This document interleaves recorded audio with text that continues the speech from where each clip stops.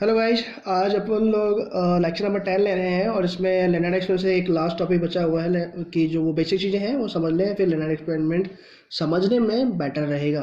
तो आज हम टॉपिक जो पढ़ रहे हैं वो हमने लास्ट टॉपिक ही लिया है, प्रकाश की तीव्रता। आपको याद है इंटेंसिटी ऑफ लाइट की हम बात कर रहे थे, तो वहाँ पर हमने क्या बोला था, I = E/A/T। ये हमने पहले ही पढ़ा हुआ है। और E क्या है? कुल ऊर्जा। एग्जाम्पल के लिए आप अगेन एक बार समझ लीजिए। मान लीजिए कि ये एक प्रकाश स्रोत है और टॉर्च है या कुछ भी आप मान सकते हैं प्रकाश स्रोत। ये क्या कर रहा है, अपनी ऊर्जा उत्सर्जित कर रहा है किसके फॉर्म में? फोटोन के फॉर्म में। ये फोटोन मैं दिखा रहा हूँ। अगर आपको इससे पूछा जाए कि ये एक धातु है, अगर मैं इसकी धातु की बात करता हूँ, एक धातु है, तो इस पर की तीव्रता क्या होगी? आपतित प्रकाश की इस पर तीव्रता क्या होगी? ये जो लाइट सोर्स है, ये लाइट इस पर आपतित कर रहा है, तो इस पर जो आपतित प्रकाश होगा उसकी तीव्रता क्या होगी? तो इसका आंसर ये है कि इस धातु पर 1 सेकंड में एकांक क्षेत्रफल पर कितनी ऊर्जा आपतित होती है। या आप ऐसा मान लीजिए कि अगर इसका क्षेत्रफल A है और ये प्रकाश स्रोत इस पर प्रकाश जो आपतित करवा रहा है वो कितने समय तक प्रकाश दे रहा है? T समय तक। और इससे जो प्रकाश ऊर्जा निकली है, जो इस पर आपतित हो रही है, वो कितनी ऊर्जा इसको दे रही है? E। तो इस प्रकाश स्रोत से इस पे जो ऊर्जा आपतित हो रही है वो E है। कितने समय तक ये ऊर्जा आपतित हुई? T समय तक। और ये A क्षेत्रफल है, तो A इसका कुल क्षेत्रफल है, T कुल समय है जब तक इस धातु पर प्रकाश आपतित हो रही है, और E T समय में जो कुल ऊर्जा इस पर आपतित हुई है वो E है। तो I = E/A/T हमने पहले बात कर ली थी। अब E क्या है? इस पे आपतित कुल ऊर्जा। कुल ऊर्जा जो होगी, हम जानते हैं कि हम जो फोटोन की कॉन्सेप्ट पढ़ रहे हैं तो उसमें हमने क्या बोला है कि यहाँ पे जो ऊर्जा आपतित होगी वो किसकी सहायता से दी जाएगी? फोटोन की सहायता से। अगर एक फोटोन होगा तो इसको कितनी ऊर्जा मिलेगी? h-nu। अगर 2 फोटोन इसमें आपतित होगा तो 2h-nu। अगर 3 फोटोन आपतित होगा तो 3h-nu। बट अगर मान लो कि t समय तक इस पर कितने फोटोन आए? n। तो कुल कितनी ऊर्जा होगी? तो आंसर है n-h-nu। h-nu क्या है? एक फोटोन की ऊर्जा, और n क्या है? कुल कितने फोटोन है। तो अगर इसमें 10 फोटोन होते हैं तो हम लिखते हैं 10 × h-nu, और h क्या है? एक फोटोन की ऊर्जा। तो सिंपल सा कॉन्सेप्ट है, कुल जो ऊर्जा आपतित होगा वो है n-h-nu/A×T। इतना क्लियर है? यहाँ से एक चीज़ क्लियर होती है, वो ये है कि I = n।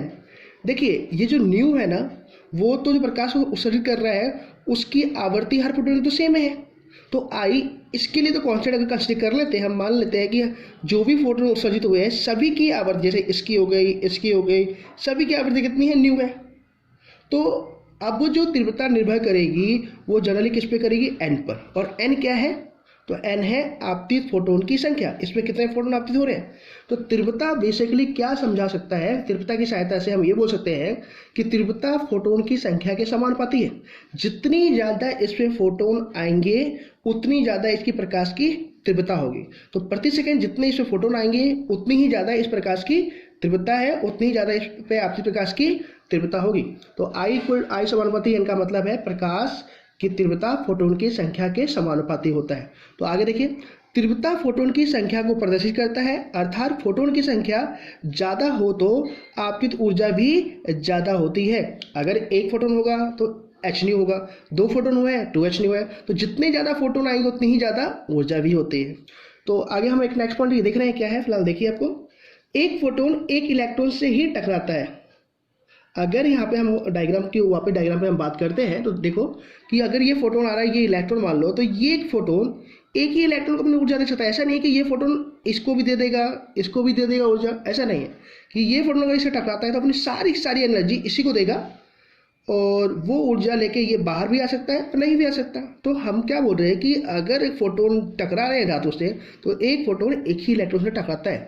तो वही लिखा है मैंने, एक फोटोन एक इलेक्ट्रॉन से टकराता है अर्थात उत्सर्जित कर सकता है। अगर ऊर्जा उसने जो दी है फोटोन ने इस इलेक्ट्रॉन को, इस फोटोन ने जो इस इलेक्ट्रॉन को ऊर्जा दी है, वो ऊर्जा इसकी कार्यफल से ज़्यादा होगा तो निकल सकता है, अगर नहीं है तो नहीं निकलेगा। तो यही हमने बात की है।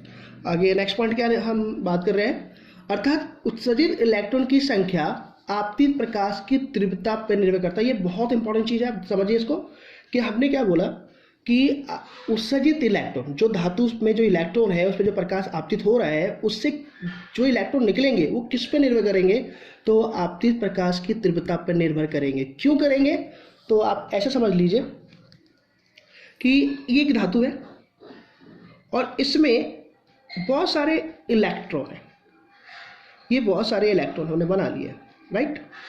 तो अगर आप क्या करते हो कि यहाँ से एक प्रकाश स्रोत प्रकाश स्रोत से प्रकाश आपतित किया है, ठीक है। अब इसमें जितने भी फोटोन होंगे, मान लेते हैं जितने भी फोटोन हैं, सबकी पास इतनी ऊर्जा है जो इससे निकलने वाले जो इसमें उपस्थित इलेक्ट्रॉन है उसके कार्यफलन से ज़्यादा है। मान लेते हैं कि इससे निकलने वाली सभी इलेक्ट्रॉन की ऊर्जा 1 जूल है, तो ये देने वाले सभी के पास ऊर्जा कितनी है, 2 जूल है, मान लेते हैं। तो इसके पास जो भी फोटोन है उसके सबके पास ऊर्जा कितनी है, इस धातु के कार्यफलन से ज़्यादा है। कार्यफलन मैंने बता रखा है कि इससे निकालने के लिए कितनी ऊर्जा इस इलेक्ट्रॉन को देनी पड़ेगी।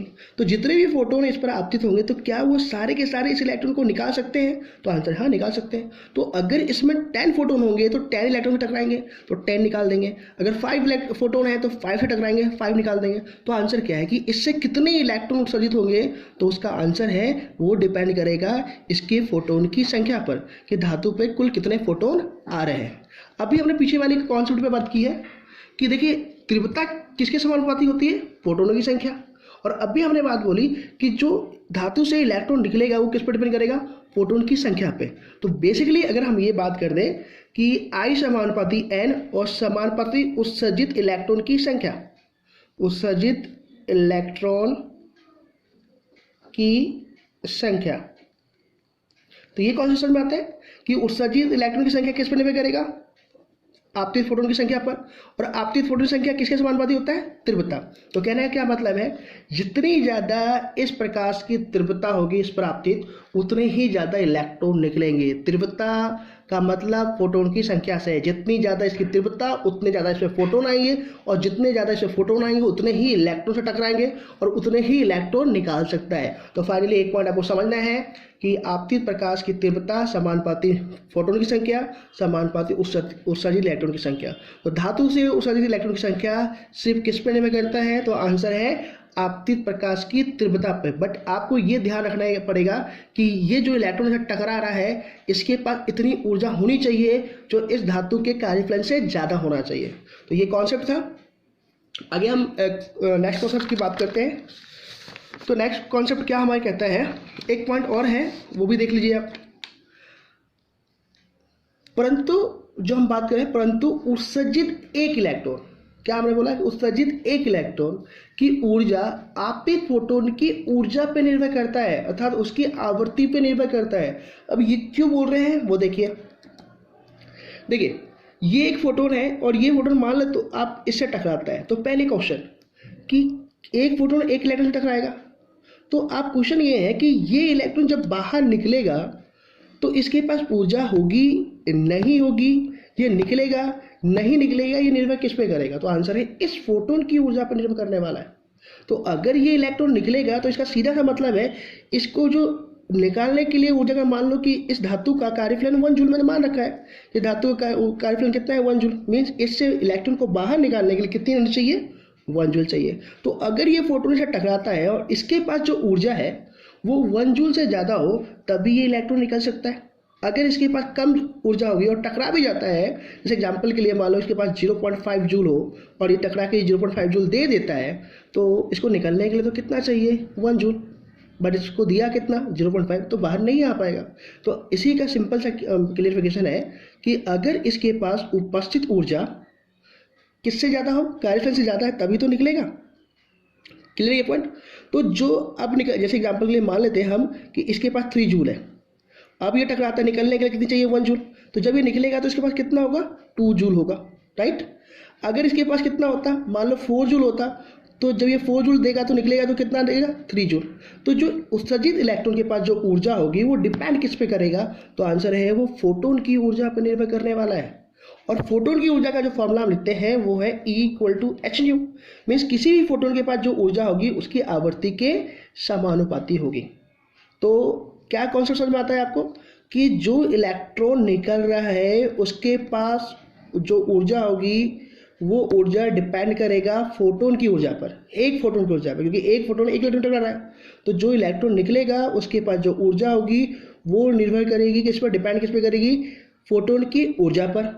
और फोटोन की ऊर्जा निर्भर किससे करती है, आवर्ती पर। तो इसलिए हमने लिखा है कि उत्सर्जित एक इलेक्ट्रॉन की ऊर्जा आपतित फोटोन की ऊर्जा पे ही निर्भर करता है, अर्थात उसकी आवर्ती पे, क्योंकि ऊर्जा आवर्ती के समानुपाती होती है, आवर्ती पे ही निर्भर करती है। अतः उत्सर्जित इलेक्ट्रॉन के पास जो ऊर्जा होगी वो आपतित फोटोन की आवर्ती पे निर्भर करता है। तो दो कॉन्सेप्ट हमने यहाँ पर समझे हैं। पहला एक कॉन्सेप्ट ये था कि जो इलेक्ट्रॉन निकलते हैं, जैसे एग्जांपल से इससे 10 इलेक्ट्रॉन निकल रहे हैं, 50 इलेक्ट्रॉन निकल रहे हैं, 60 इलेक्ट्रॉन निकल रहे हैं, वो किस पर डिपेंड करने वाला है, तो आंसर है वो आपतित फोटोन की संख्या पर निर्भर करेगा। क्योंकि अगर 60 इलेक्ट्रॉन निकालने हैं तो आपको 60 फोटोन चाहिए होंगे, अगर 50 निकाले हैं तो 50 फोटोन चाहिए होंगे। तो कितने इलेक्ट्रॉन निकल रहे हैं वो तो डिपेंड करेगा कि कितने फोटोन आ रहे हैं, और ये फोटोन किस पर डिपेंड करता है, आने वाली तीव्रता पे। तो उत्सर्जित इलेक्ट्रॉन की संख्या प्रकाश की तीव्रता पर निर्भर करती है। परंतु एक जो इलेक्ट्रॉन निकल रहा है, सिर्फ एक की बात करते हैं, एक इलेक्ट्रॉन निकल रहा है, वो उसके लिए तो एक ही फोटोन उत्तरदायी है।